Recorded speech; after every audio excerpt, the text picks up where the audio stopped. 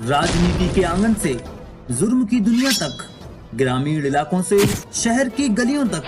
प्रदेश की हर छोटी बड़ी खबर से करेंगे आपको रूबरू।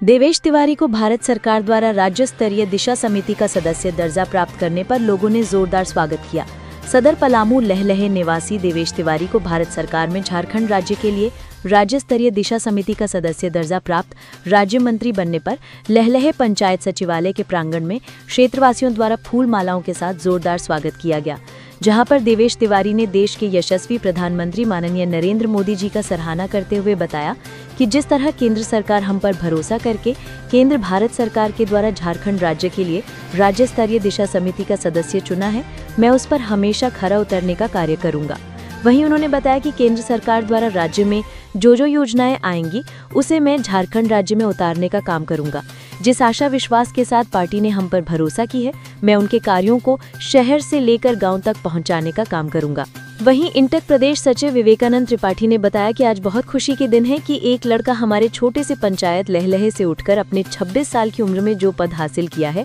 वो काबिले तारीफ है। एक छोटे से गांव से जाकर दिल्ली में अपना परचम लहराया है, जिससे कि मैं काफी प्रसन्न हूं। वहीं सुभाष तिवारी ने बताया कि जिस तरह हमारे गाँव घर में आज खुशी का माहौल है, उसका पूरा की पूरा दायित्व देवेश तिवारी पर जाता है। जो लड़का आज अपने बलबूते पर जो मुकाम हासिल किया है वो हम सभी के लिए गर्व की बात है। वहीं मुखियापति संजय यादव ने बताया कि केंद्र सरकार के द्वारा राज्य में बहुत योजनाएं आते हैं, मगर राज्य में आते ही बहुत योजनाएं फेल हो जाते हैं। आज उन्हीं सभी योजनाओं को देखरेख के लिए लहलहे निवासी देवेश तिवारी को राज्य स्तरीय दिशा समिति का सदस्य बनाकर भेजा गया है, जहां पर सांसद प्रतिनिधि सुशील सिंह, जिला पार्षद अर्जुन सिंह, जवाहर चंद्रवंशी, धर्मदेव तिवारी, दामोदर तिवारी, सुनील तिवारी, दीनानाथ तिवारी, अश्विनी शुक्ला, कामेश्वर तिवारी, सुभाष तिवारी, दीपांजन तिवारी, संजय यादव, अवधेश पासवान, अमीश तिवारी, बंटी दुबे सहित अन्य लोग उपस्थित थे। उपस्थित यहाँ सम्मानित मंच, हमारे गांव के, हमारे समाज के सम्मानित लोग, सदर प्रखंड के वीडियो जी और यहाँ उपस्थित हमारे सभी गांव समाज के लोग, सबको मैं देवेश तिवारी अपने इस जन्मभूमि पे आने के बाद सबको मैं हृदयपूर्वक शीश नवा के प्रणाम करता हूँ। अभी इसी महीने के 15 जून को मुझे नोटिफिकेशन मिला, क्योंकि इसकी बात हो रही थी, आप सबको ज्ञात हो, मैं यहाँ विधानसभा चुनाव में आया था। विधानसभा चुनाव जब हो रहा था तो देश के जो यशस्वी गृह मंत्री आदरणीय श्री अमित शाह जी हैं, उन्होंने झारखंड से 2 लोगों को बुलाया था। उसमें मेरा भी एक सौभाग्य था कि मैं उसमें था और व्यक्तिगत हमारी बातचीत हुई और झारखंड को लेके केंद्र सरकार की ओर से, भारतीय जनता पार्टी की ओर से उन्होंने जो कार्य मुझे दिया था चुनाव में, और क्योंकि उस समय मैं इस क्षेत्र के लिए नया था, मैं यहाँ रहता नहीं हूँ, आपको ज्ञात हो, मैं पिछले लगभग 12 साल से यहाँ नहीं रहता हूँ, आते जाते रहता हूँ लेकिन रहता नहीं। तो जनप्रतिनिधि के लिए एक आवश्यक है कि आप उस क्षेत्र में रहें, उस क्षेत्र में समय दें, तब आप वहाँ के मूलभूत जो विषय है, सारी चीजें हैं, उसकी जानकारी आप रख सकेंगे। तो चूंकि मेरे लिए क्षेत्र नया था, मैं यहाँ रहता नहीं था,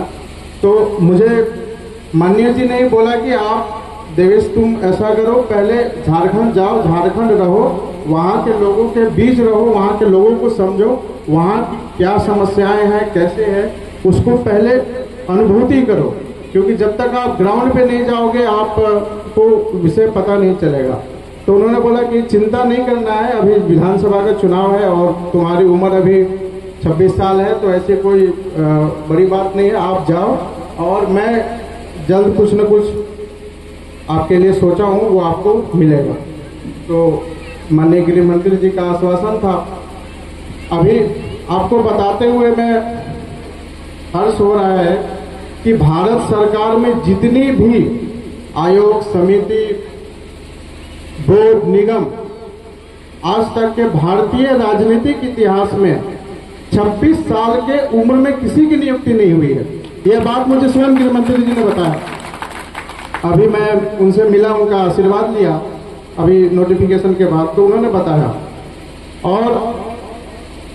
मैं यहाँ झारखंड आया हूँ तो सबसे पहला जो हमारा ऑफिशियल प्रोग्राम है मैं अपने गांव से शुरू करना चाहता था, इसलिए हमने यहाँ के आयुक्त महोदय से निवेदन किया कि एक कार्यक्रम आप यहाँ हमारा लगवाएं, क्योंकि हमारा जन्मभूमि है। तो जब आप कोई भी शुभ कार्य का शुरू करने जाते हैं तो सबसे पहले अपने घर परिवार से उसको शुरू करना चाहिए। आप सबको पता है कि पिछले 11 साल से देश में भारतीय जनता पार्टी के नेतृत्व में आदरणीय प्रधानमंत्री श्री नरेंद्र मोदी जी का सरकार है, और ये बात मैं जानता भी हूं और आप सब भी इस बात का गवाही देंगे कि यहाँ उपस्थित जितने व्यक्ति हैं कोई न कोई भारत सरकार की योजनाओं से जरूर लाभान्वित होंगे पिछले 11 साल में, है कि नहीं? कोई भी ऐसा व्यक्ति नहीं है समाज का, किसी भी वर्ग का, किसी भी आयु का, वो भारत सरकार की किसी न किसी योजनाओं से जरूर लाभान्वित हुआ होगा पिछले 11 सालों में। तो माननीय प्रधानमंत्री जी ने 15 अगस्त 2024 को लाल किले से अपने भाषण में कहा था कि इस देश को जो विकसित भारत 2047 का संकल्प उन्होंने दिया, जब आजादी के 75 वर्ष हम मनाएंगे तो उन्होंने एक संकल्प दिया कि हमारा देश विकसित होना चाहिए, और उस विकसित भारत के संकल्प में युवाओं की भागीदारी अहम होनी चाहिए। युवाओं के साथ साथ वैसे नए लोगों की भागीदारी होना चाहिए जिनका राजनीतिक पृष्ठभूमि नहीं हो। सामान्यतः क्या होता है कि जो राजनीतिक परिवार होते हैं, बड़े घराने होते हैं, उनके लोग, उनके लड़के आगे राजनीति में आते हैं क्योंकि उनके लिए आसान होता है चीजें। तो माननीय प्रधानमंत्री जी ने लाल किले से यह संकल्प लिया है कि आगामी सालों में पूरे देश भर से 1 लाख नए युवाओं को, ऐसे युवाओं को जिनका दूर दूर से राजनीति में कहीं भी कोई बैक में पीछे कोई अनुभव ना रहा, उनके परिवार का, घर समाज का, वैसे लोगों को लाएंगे। और